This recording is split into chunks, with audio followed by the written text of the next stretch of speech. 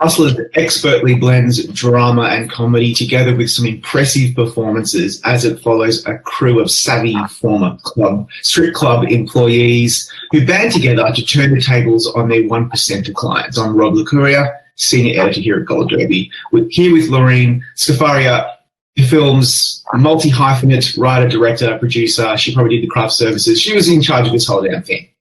Lorene, Hustlers is not just another gritty, glamorous crime drama. People are really connecting to it. Why do you think that is?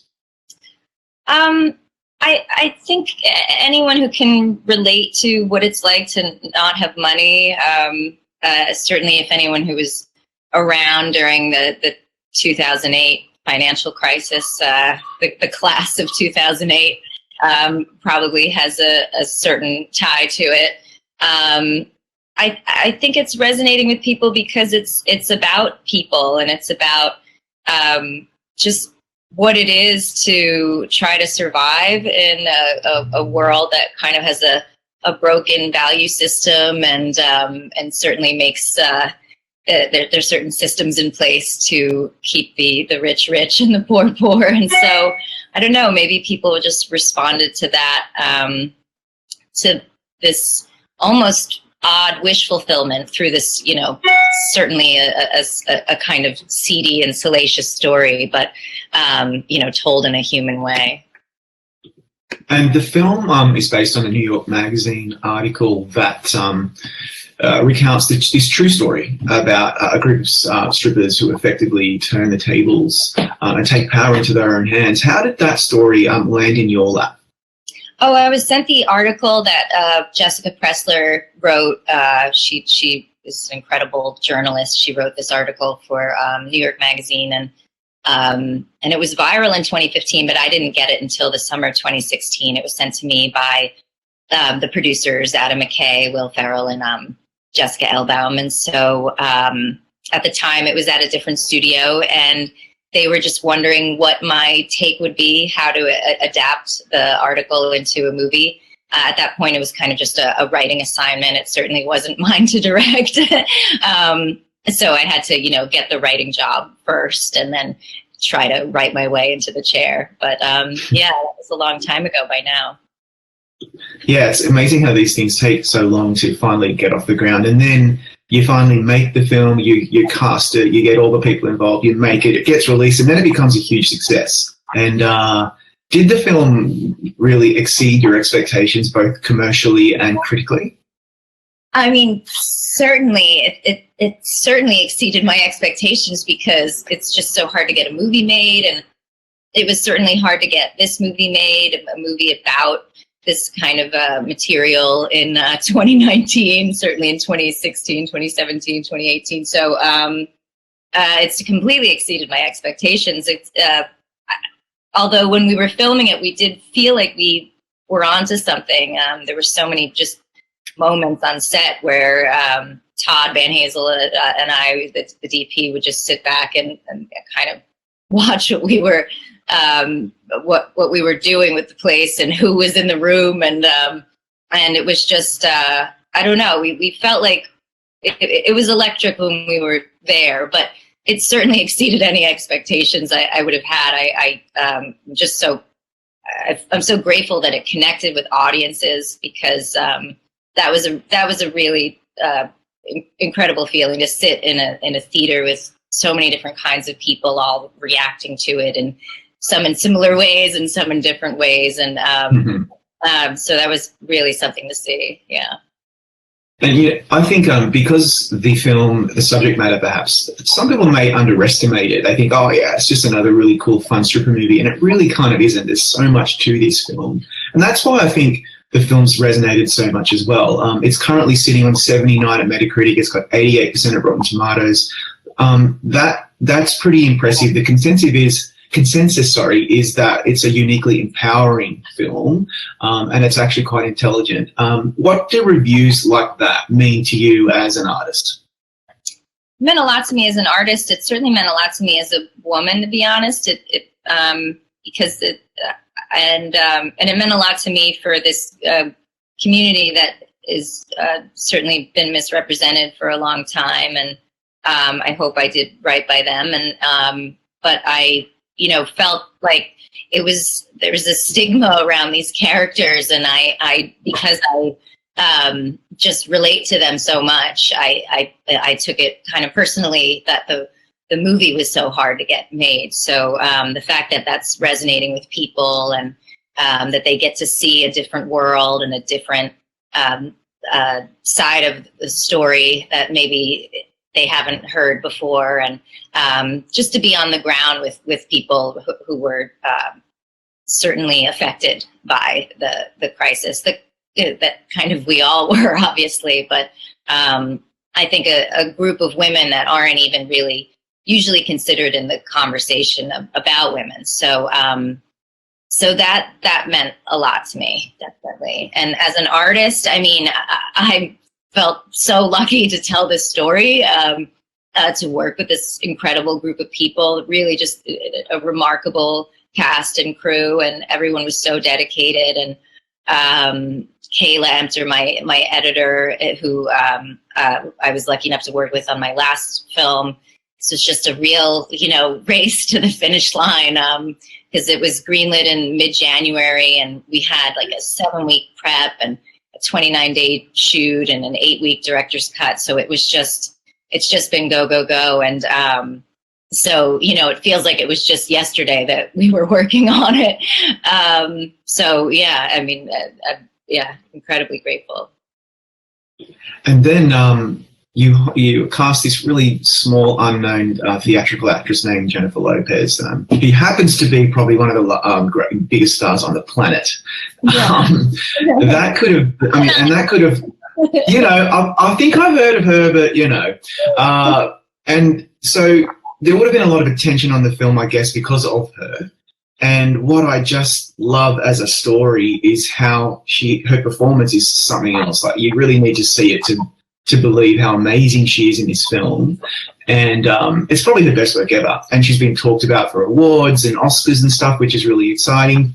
What was the key, do you think, in getting her performance right? Oh, gosh.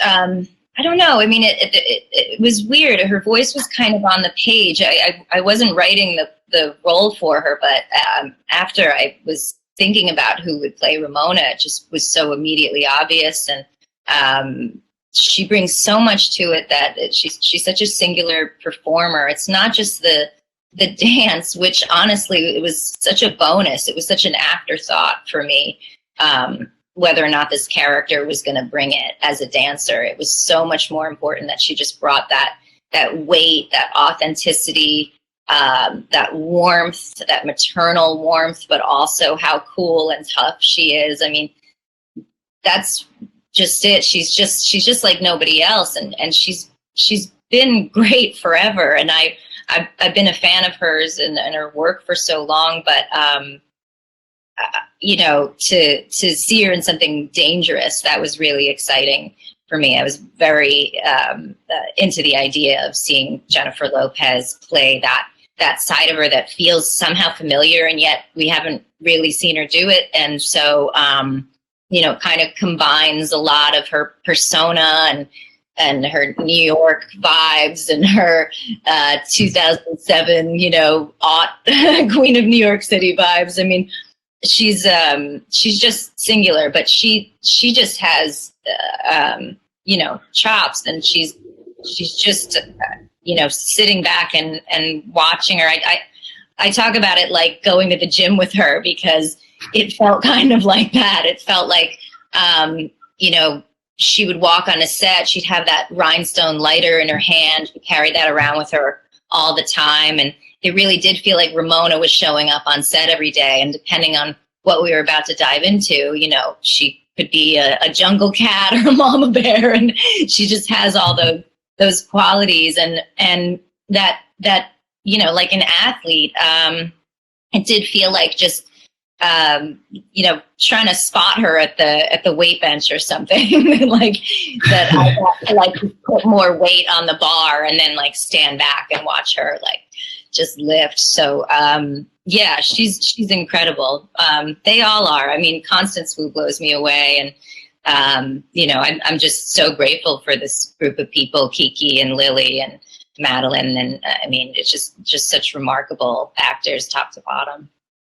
Yeah, it really is such a strong cast, and the attention on Jennifer is absolutely deserved. But it's not to say that the rest of the cast are not just hitting it out of the park, and it just kind of making us even fall in love with these people even more and kind of want them to succeed, even though they were doing really bad things. Yeah. And that's what's really interesting to me is when I speak to directors and writers who have made films about people doing bad things that we kind of are rooting for. It's a really hard thing to pull off, especially when it's a movie centered around women and it's from their perspective. And I'm wondering how difficult it was for you to do that, to paint this picture about people doing bad things and they happen to be women, but making them so relatable and likable. I mean, it was hard to convince people that standing on that knife's edge was going to work in any way. I mean, that was it was hard to convince people that there was something rootable and likable about these characters, even though that word is sort of just reserved for female characters. A squirrel has just walked up to me. I'm not kidding. Oh my God. That's awesome. We could get him on the if you like. Oh no. I wanted to take in that moment, but I thought this is like when animals attack, when the camera. I really appreciate your commitment to your directorial work. It's brilliant.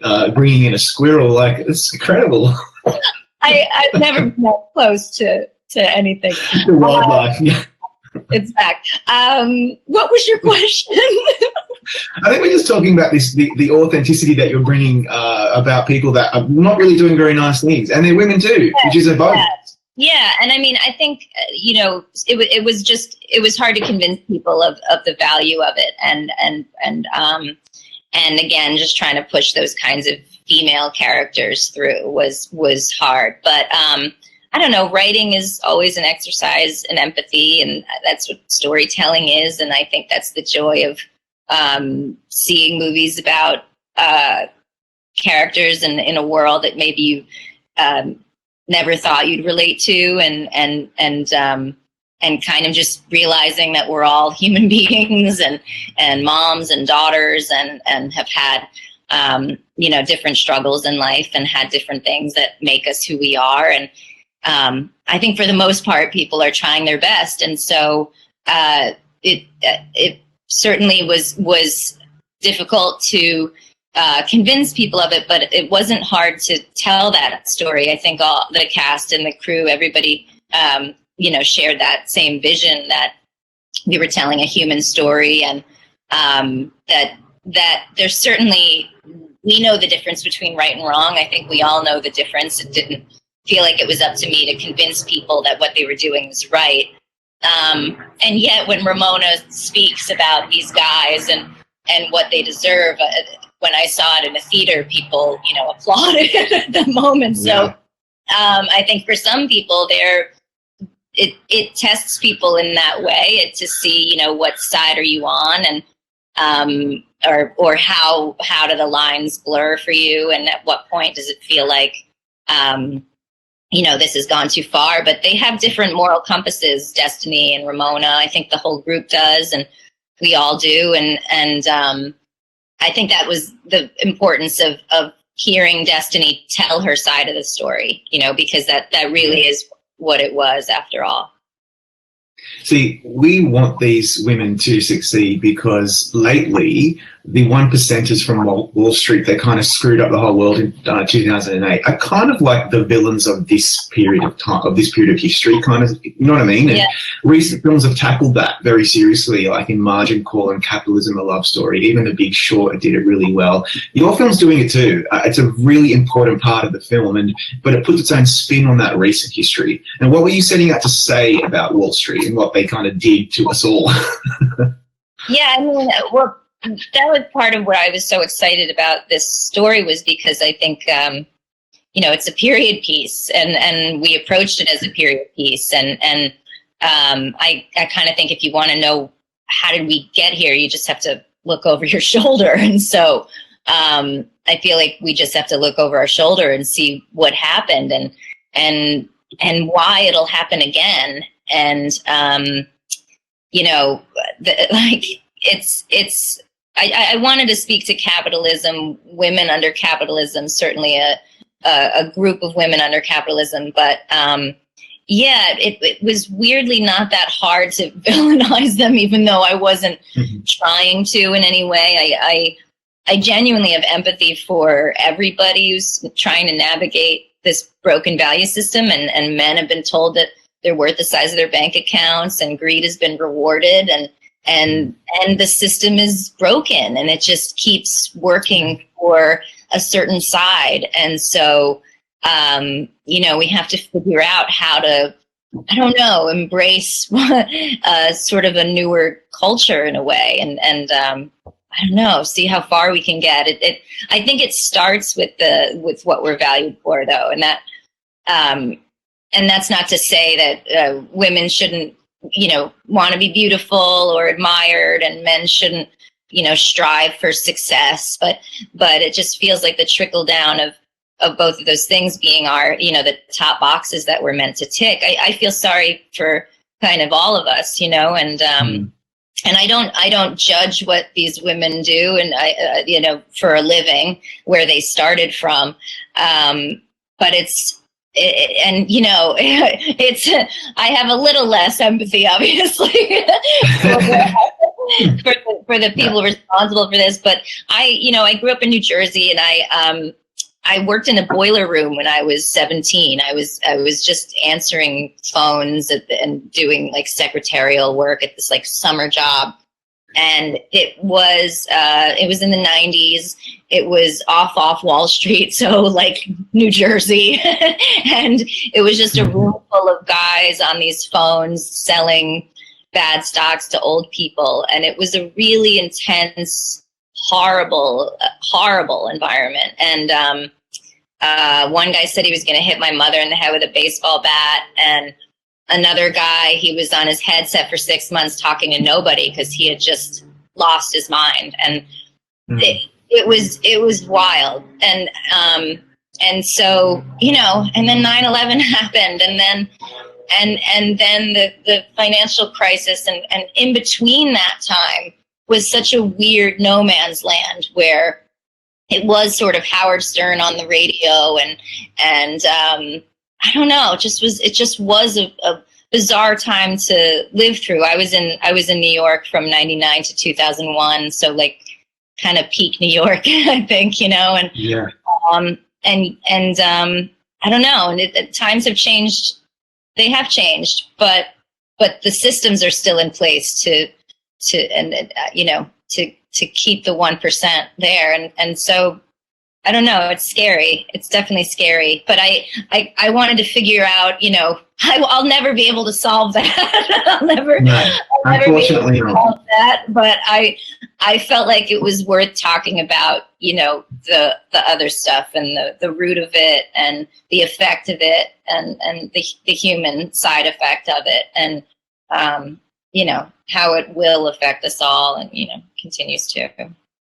Yeah, and then coupled with that, this is really my main final question. We recently spoke to DP Todd Van Hazel, who you referenced earlier, about his work on the film and his collaboration with you. And he said quite poignantly, it really stuck with me, that the film weaponizes or takes control of this ubiquitous male gaze that really has taken hold of pop culture for decades, centuries. What are your thoughts on that take on what the film is setting out to do? Yeah, I mean, that is what we set out to do. We were, there's a theme of control that runs through the movie, and we applied that to the camera as well. So it was really important for us to see a character like Ramona in her entrance and in that dance be in control. And of course, we're also seeing the movie through Destiny's eyes. So it's Destiny seeing Ramona, but we're also on stage with Ramona, and we're feeling that power, and we're feeling her control of the room, and it doesn't make the scene any less sexy. It's like the camera is seeing what Ramona wants us to see. So Ramona is in control, and Ramona decides, when we cut and when we cut back. And so I think that was how we approached it. We certainly were excited to shoot women in something epic and in this large format, and use certain lenses to kind of give it that 50-foot woman gaze. That's what we would refer to. So some gangster lighting. Obviously, we sort of wanted to give it that that top light, and really be in there with women in a way that you kind of don't do, at least with maybe women of a certain age. And so it was so exciting to approach it that way and be completely connected with Todd in that way. That's kind of the vision for all of his work. And so it was just such a natural fit. But he's a gem. He's like a real gem of a person, along with being incredibly talented.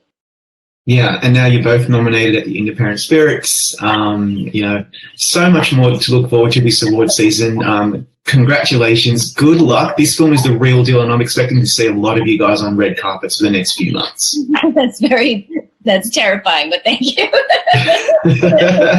Now, everybody go to goldaderby.com right now, make your predictions for Hustlers, and before you go, click subscribe so you can watch all of our amazing chats, just like this one with Lorene.